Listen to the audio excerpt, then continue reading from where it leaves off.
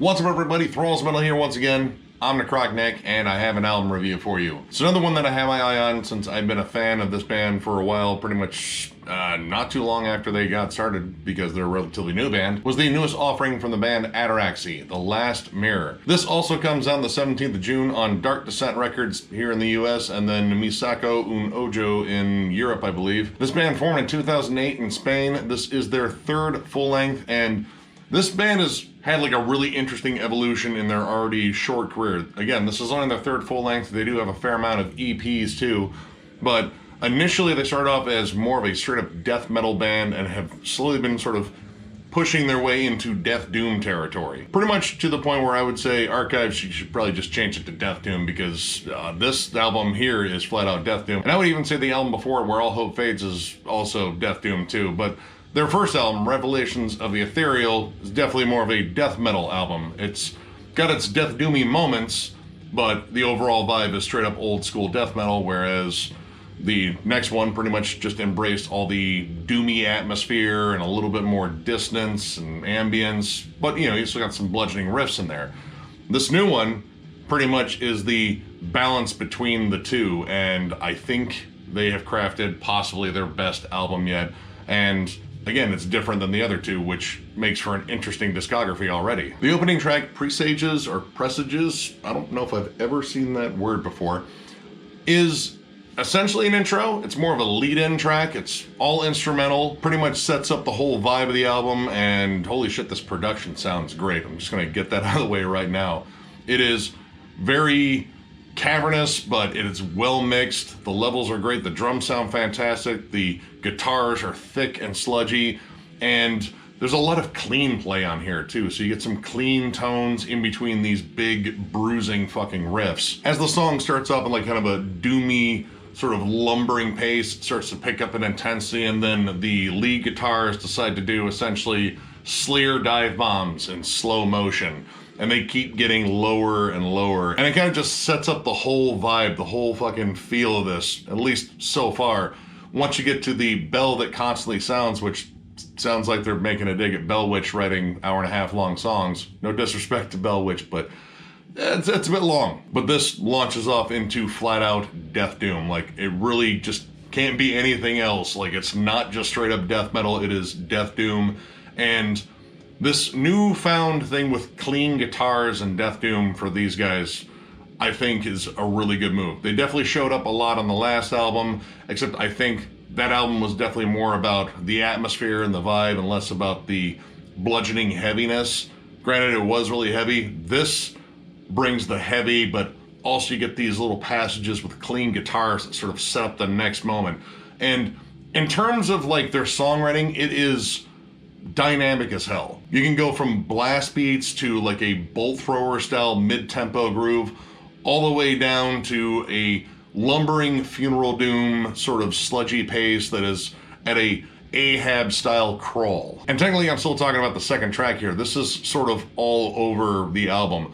All the songs like to shift around and kind of mold the environment, because it can go from like very dreary to absolutely just brutal as hell on here. And that was one of the things that really kept this album interesting, was the really cool transitions and like mood flips that it has. Now granted, all the moods are dark and foreboding or depressive or oppressive. I don't know, either way you're getting fucking pressed down. And the weight of these riffs are probably gonna keep you down. One of the best examples I would say of all the wild dynamic flips that are all over this album is Visions of Absence.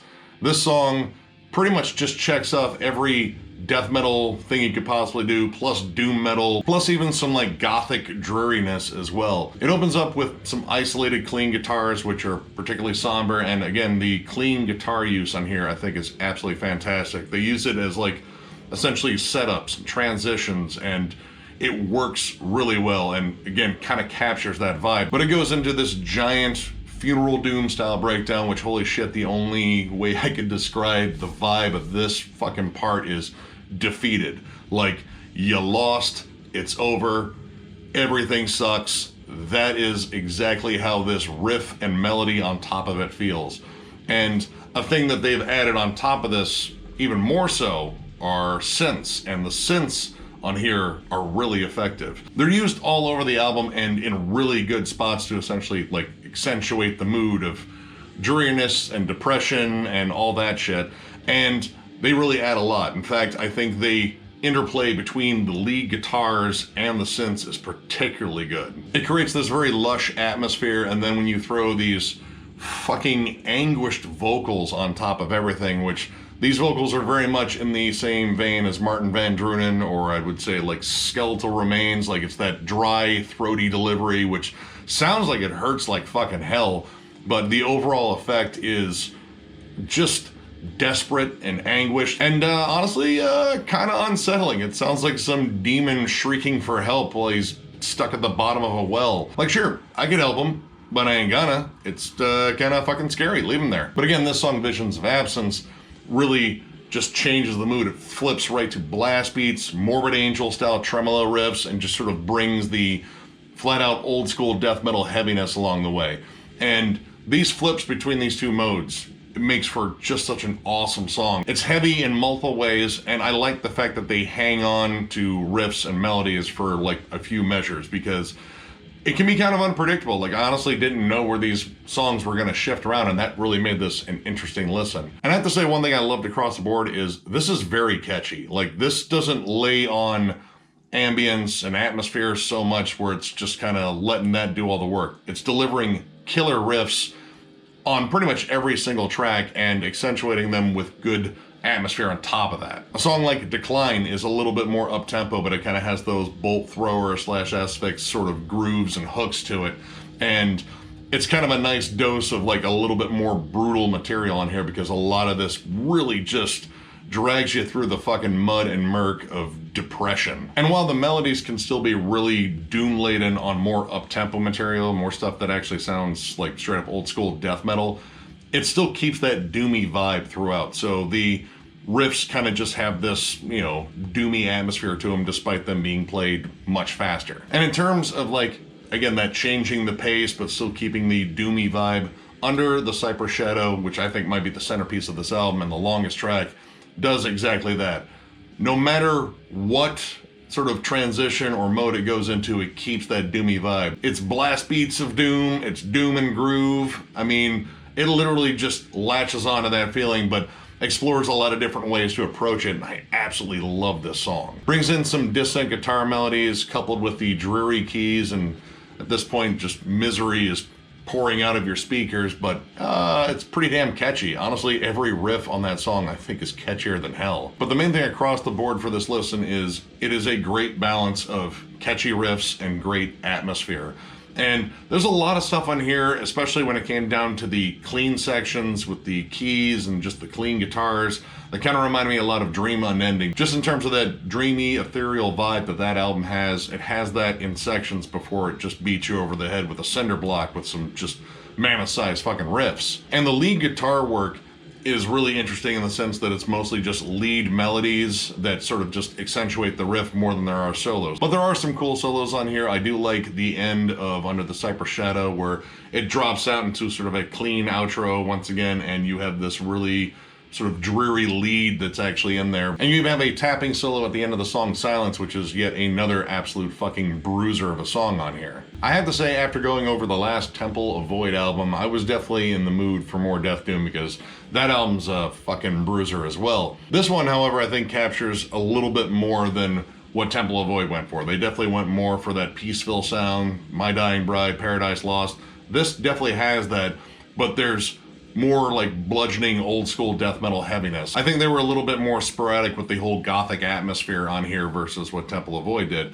Now, I'm not saying Temple of Void fucked up or anything like that. They wrote a fucking killer album, but I like how this one is a little bit more adventurous of a listen, and I like the unpredictable nature of it. Like, I really didn't know where this was gonna go, because at times it will cruise on in a more up-tempo section. You think, all right, this is gonna be the fucking fast song, and then it just slows to a fucking crawl at any given point and gives you a giant death doom breakdown. I tried breaking this down actually in terms of reviewing. I was like, all right, this will be the faster song, this will be the slower song, and literally every song would have those sections. And it wasn't as though they were just like doing rinse and repeat shit. They were doing it differently each time, because all these songs really stand out from one another.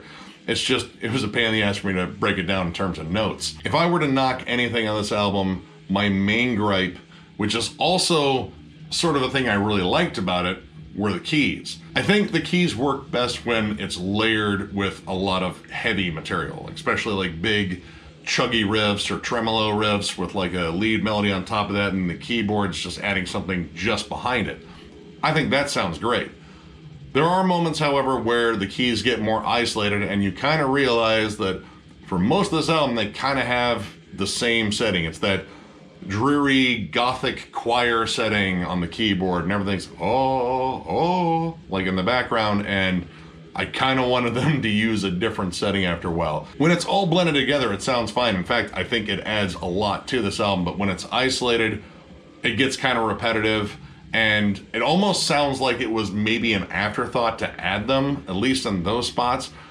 But at the same time, I can't say that because where they show up in the album is like the exact right spot. Most of the time, they are adding another somber layer to already somber music, and it sounds fucking fantastic. So yeah, that is literally the only thing I could really complain about on here. I loved every second of this, and for a deathdoom album, this actually clocks in at just under 42 minutes, so this is a very concise listen, and it's fucking amazing. So overall, I'm gonna give this 4.5 stars. This is absolutely killer, and honestly, I think it's my favorite thing that they've done yet. The more I listened to this, the more I was like, man, I'm gonna have another 4.5 one here. I'm reasonably sure of it. This album is sort of all-encompassing, and I guess you could just call it death metal, like an all-encompassing death metal, because it embraces death doom as well as old school death metal, and there's even some like thrashy sections here and there. But the overall vibe of this is flat out death doom, and it is done so well. I love the dynamics. The songwriting is flat out incredible. This is essentially a good marriage of their first 2 full-length albums, and both of those were awesome, but I think them combined, you get this like Voltron sort of thing where they assembled to make something even bigger. This album is absolutely dripping in gloomy atmosphere, but it delivers fucking heavy riffs. This album is insanely awesome. This album cover is insanely creepy. I think he bought that mirror probably like a Amityville fucking auction outside the house. Take it back, bro. That thing ain't gonna show you anything good. It's not showing you anything good right now. Stop looking at it and set it the fuck on fire. But seriously though, this is absolutely amazing. If you're a Death Doom fan, go out and get this, jam this shit. It's fucking amazing. And honestly, if you're not much of a Death Doom fan, there's still tons of flat out death metal on here, so I'm still gonna say check it out because it's awesome. So yeah, either way, check it out. This is an incredible fucking album. So if you enjoyed this review, give it a thumbs up, and if you are new to the channel, subscribe because we do stuff like this all the time. We are also on Patreon if you'd like to help us out there. There's a link down below. We have a post going on for Ask Us Anything we're gonna shoot a video for, so any of our patrons out there who haven't asked a question on there, ask us a question. And remember, you can ask us anything. It doesn't have to be music related. It can be whatever the fuck you want to know about us. Or if you just want to ask something weird and random, yeah, we'll totally answer that too. There's also a link down there to thrallsmetal.com and Denver Death Fest. We have closed the polls in terms of entries, and eventually we're going to make some announcements as to the lineups, but that is a ways off. We still have a lot to sift through, but stay tuned. We're going to keep you updated on that shit. And of course, thank you all for watching. Thank you all for subscribing, commenting, all that shit. We love doing this shit. You kind of know this part was coming. I'm going to get all weird and fucking thank you on you. Yeah, that's that part of the video. I'm going to thank you. I'm going to thank you hard. I don't even care if you like it. You're going to get thanked. But seriously though, thank you all. You're the reason we keep growing and keep doing this because you guys are fucking awesome. So with that, once again, I will thank you because, yeah, I told you, you're getting thanked. And we will catch you later.